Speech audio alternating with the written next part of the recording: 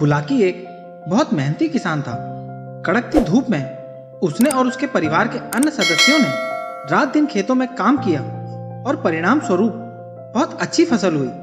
अपने हरे भरे खेतों को देखकर उसकी छाती खुशी से फूल रही थी, क्योंकि फसल काटने का समय आ गया था। इसी बीच उसके खेत में एक चिड़िया ने घोंसला बना लिया था। उसके नन्हे मुन्ने चूजे अभी बहुत छोटे थे।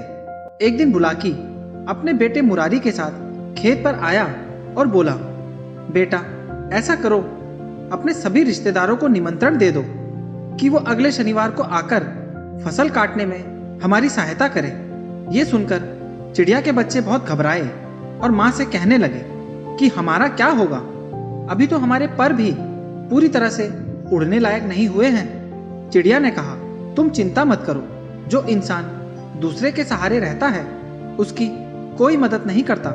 अगले शनिवार को जब बाप बेटे खेत पर पहुंचे तो वहां कोई भी रिश्तेदार नहीं पहुंचा था। दोनों को बहुत निराशा हुई।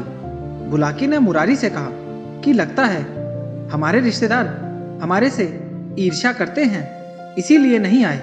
अब तुम सभी मित्रों को ऐसा ही निमंत्रण अगले हफ्ते के लिए दे दो। चिड़िया और उसके बच्चों की वही कहानी फिर दोहराई गई और चिड़िया ने वही जवाब दिया। अगले हफ्ते जब दोनों बाप बेटे खेत पर पहुंचे तो कोई भी मित्र सहायता करने नहीं आया। तो बुलाकी ने मुरारी से कहा कि बेटा देखा तुमने, जो इंसान दूसरे का सहारा लेकर जीना चाहता है उसका यही हाल होता है और उसे सदा निराशा ही मिलती है।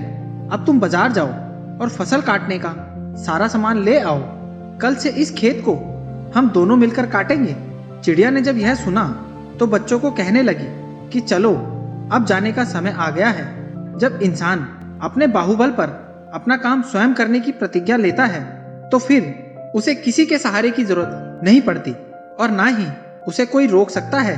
तो दोस्तों, इसी को कहते हैं अपना हाथ जगन्नाथ। इससे पहले कि बाप बेटे फसल काटने आते, चिड़िया अपने बच्चों को लेकर एक सुरक्षित स्थान पर ले गई।